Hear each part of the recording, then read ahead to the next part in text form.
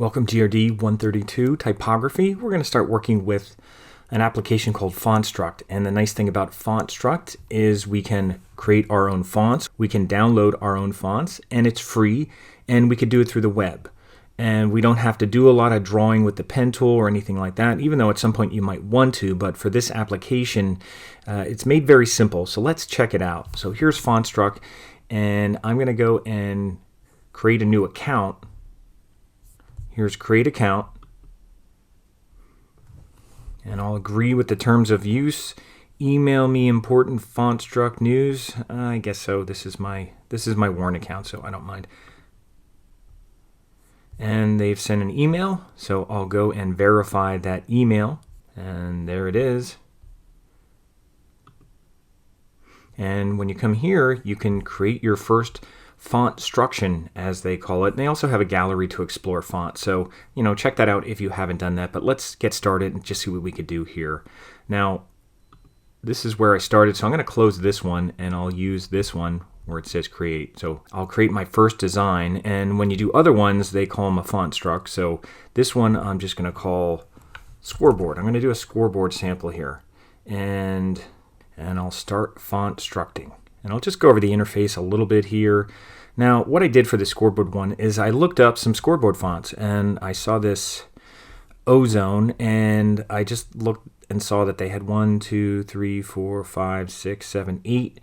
8 going vertically, and they have 6 going horizontal. So that just gives me kind of a grid to work with when I go back to Fontstruct. And when you go here, they have a zoom at the bottom to kind of look at this grid. Be careful when you kind of zoom with your trackpad. It goes really fast, so you have to kind of stay here. And when you want to move, you use this hand tool, and then you can kind of move, and you're supposed to start down here. So I'm going to work at something that's, like I said, 6 wide and 8 high, like this. We'll just do something like that just to get started and just to practice. You can see there's a whole alphabet down here, so that you could work on each letter at a time. You could do uppercase, you could do lowercase.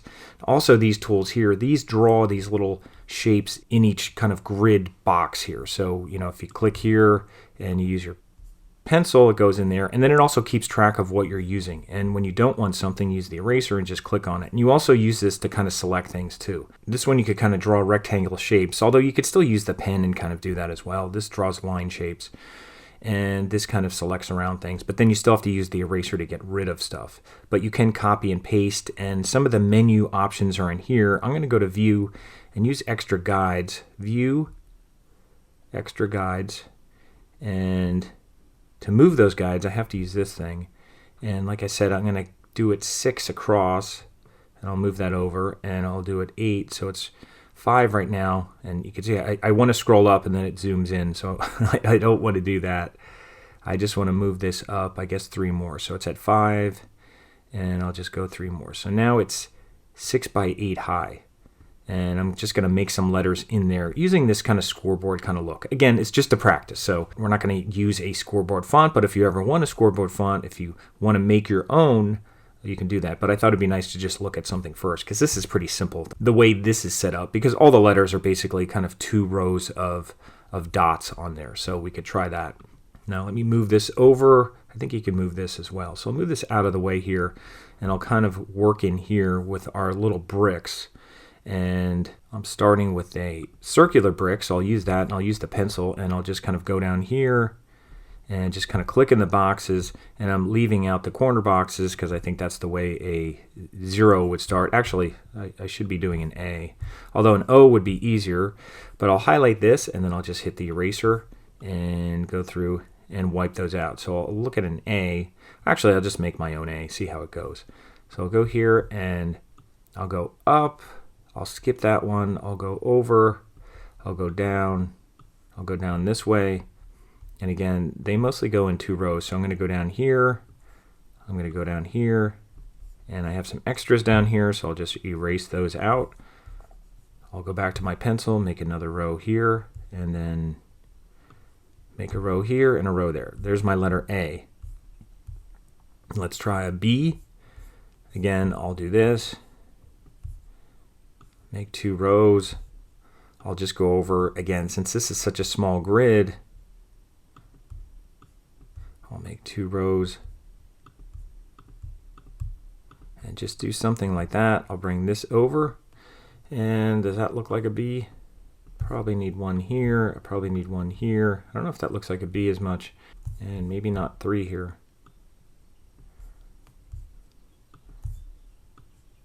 Probably need 1 more up there. That's kind of like a B. If you zoom out, kind of looks like a B, I guess. I don't know. I'd have to look at let's see what ozone does here. They have, I think you could go look at the whole alphabet here. Let's see what their B looks like. They have 2 things there. I don't know if that's what I did. Let's see mine. Yeah, I guess that's what I did. So I did it like that. So I'm not sure if... Looks like they have 2 empty ones in there, and I have 1 empty one. So it looks like I have an extra down here. So I guess that's more like the way the B would look. So let's go to the C, try out the C. 1 row, 2 rows. I'll go over. I'll go over. I'll go up. Guess I could put dots there. That looks like a C. I got ABC. Let's try 1 more. Make that go all the way down. Make this go over. Come down this way.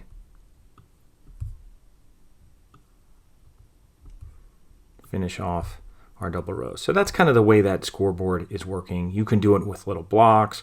You could even do it with a black background and white. That would be a little more detailed. Again, we're just trying to start simple here. Now that we have 4 letters here, you can save it. So here's a red button for save. You could even preview it to see what it looks like. You could even type A, B. Now it's not coming out right now, so you have to hold shift because they're capital letters, A, B, C, D, and that's how it looks, and that's kind of cool. Now in this view, it's a little hard to see the scoreboard lights that are on here, and there is a zoom over here. If you move this, you could kind of make it larger and see it a little bit better, so you get a better look of it over here. And again, you could always adjust some things about the grid, which when we get into more advanced topics with this, you can kind of make those circles smaller if you'd want to. But for now, that's good. Now, I haven't found a way to share it very easy right now. I was looking for all these share buttons, and the only thing I'd recommend right now for sharing is when you go back, just go back, make sure you save it, and then just go back to your Fontstructions, and where you see it here, just make a screenshot of it.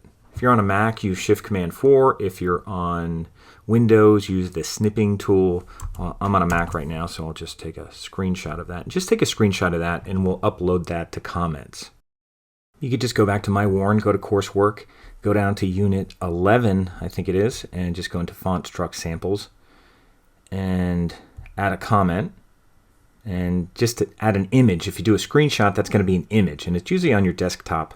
So I'll go here and I'll upload, and I'll upload again. And I have a screenshot folder that I have, but you may just have it on your desktop. So I'll go in here, and there it is. So I'll just select that, and I'll insert it. Now it's 800 pixels. You could probably take it down to 400, and I'll hit save, and I'll hit save again. And that's fine. We'll do another one. We'll add another kind of reverse scoreboard here, and we can add a second comment, or we can just edit this one and put it in there. So I'm going to go back now to Fontstruct, and I'm going to make a new Fontstruction. And we'll make a reverse scoreboard. Instead of dark lights, we'll make white lights, and that's pretty easy to do too. So we'll do the same setup where we have basically 6 going across, and I think 8 going up. I think that's what we had. Let me just make sure. 4 and 4, yes, that's what we had. So we'll make a new Fontstruction, and I'll just call it scoreboard. I'll just put reverse, and I'll start this one. And just to review the process, click here to get rid of that little sticky note. And I like to move this stuff over a little bit so it's out of our way, and we never see that little red dot there. Zooming doesn't help. You need this hand thing to just kind of move it up, because I guess it's right aligned there. So, and I'll also go to Menu, View, and Extra Guides, and again I'll set it up again just like we did, so that it's 6 across and then 8 high, and I'll just do a reverse scoreboard. How would I do a reverse scoreboard? that would be white dots on a black background. Well, we can't really make a black background, but what we can do is look through our bricks here, and we actually have bricks that have 4 corners on them that actually make a background. So we'll try this out. We'll try just kind of going down, doing the same thing with this brick and going down. And let's see, we have 4 and 3. We'll go over here. Just do the same thing with our letter A. And we'll do 2 rows going down. And wherever you put the middle row, whether you do it higher, lower, I'll do 2 as well. You could just leave 1, but I'll do it like that. And one thing you could do is you could just put black bricks in between so it looks like a complete scoreboard. So that way each letter is kind of filling in. Let me see, when I zoom on my trackpad, it goes really fast, so it's probably better to use this. And I'll click there, and I'll click there. So there's my reverse scoreboard of an A. Let's see if I can do B the same way. Everything would be pretty much the same way. And you see it's using those bricks there. So again, that's not what I want. So I'll use my eraser. I wanted to show you how to not do it. So I'll click on this brick and go down. Let's see if I could do the B better this time. Last time I had all kinds of problems doing it out of my head. I'll go over here, and I think it had 2 rows coming in, 2 rows coming in, and something like that. 2 rows here, 2 rows here. I think that's all it had. Now I could just fill in the rest with bricks again. So I'll just do that. And I went over the 1. You can undo. You could do Command Z and undo. And I'll just fill in these, and I'll fill in that. And I guess that looks like a B, unless I did something different again. But I think I got that okay looking like a B, unless there's another one here. Let me go here. Maybe it needs one here and one here. There. See, I still had a problem with the B. And one here and one here. You can see I screwed it up again. And I guess you could set up something so if you wanted more black around it, you can actually do that. You can make these bigger. So I could have added 2 squares on the outside and did kind of a black pattern so it looked more like a scoreboard, so these aren't so close here. So if you did something like this and it kind of went around the outside, now I just covered up a whole bunch of things as I'm painting with this. But if you did that, I'll go back and fill in the ones I just messed up here. There we go. I think that's okay. But you could do something like this, so they're kind of, so when you put them together, they look like a real scoreboard. You could do that. You don't have to. I guess for this exercise, you can do whatever you want. I'll take those away since I didn't use them for my A.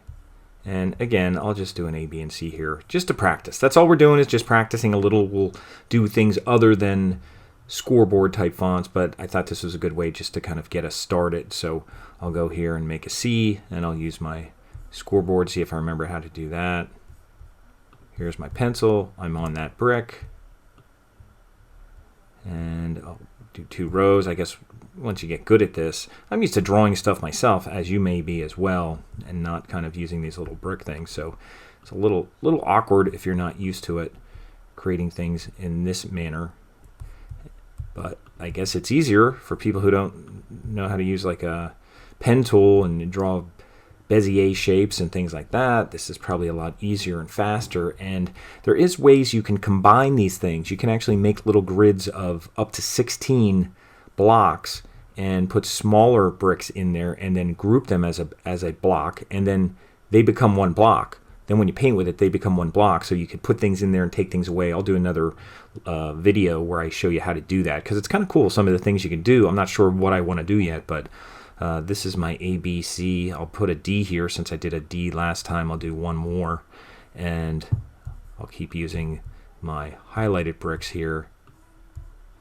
And again, I'm just skipping over that, going all the way down, going part of the way down, going across and sticking to the 2 rows of lights that they're using for the scoreboard, and then just filling everything else in with black brick. So that's just an A, B, C, and D. Let's see what it looks like. And we can go to preview. We could also save. We might as well save it first. And now I'll go to preview, and I'll start typing. It's capital letters, so there's my A, B, C, D, and that's kind of cool, I guess, a scoreboard kind of font. And if you put it on a black background, that'd be kind of cool. If you had something where it was counting down numbers, you could do something where numbers are counting down, but that's kind of cool. If you had them in yellow or whatever, that would be cool. So I'm not sure how they work in reverse, because typically the colors or whatever the black is. You know, if you made the font yellow, it'd be like that. So I'm not sure how you'd color it, but I'm sure there's a way to do that. So anyway, that's the reverse scoreboard, and that's all you have to do for right now. I just wanted to get us practicing with this a little bit. We're going to make some other things, and I'll come up with some cool ideas to do some other stuff, as will you. So what we could do right now is just go back, and then to turn this one in, just go into your My Fontstruct and go down, and here's my scoreboard reverse. And I guess you could have just screenshotted both of these, but since I just made this one now, I'll screenshot this one. I'll just do Shift Command 4, and if you're on Windows, you could use the snipping tool, I believe it's called. And I'll just highlight that, and that goes into my screenshots folder, or it goes on your desktop. I'll go back here, and I'll go back to Unit 11, and go in Fontstruct Samples, and I can add on to this, or just add a second comment. Do the same thing, insert an image, upload for file, upload again, and wait for my screenshot to show up here. And there's my new one. And I'll hit insert. I'll do it the same size, 400, or similar to the other one. I think I might have highlighted more last time when I made the screenshot, but that's fine. I'll hit save, and there's my samples, A, B, C, D. There's my bigger one there. So that's what I did for my samples. So this is just getting started. I just wanted to go over getting an account set up and just working with the bricks a little bit because it's a little awkward and the interface. So that's all you have to do for this. I'll have some more stuff for you to do, but this is a good start for exercise 16. So look for exercise 17 where we'll do a little bit more with Fontstruct.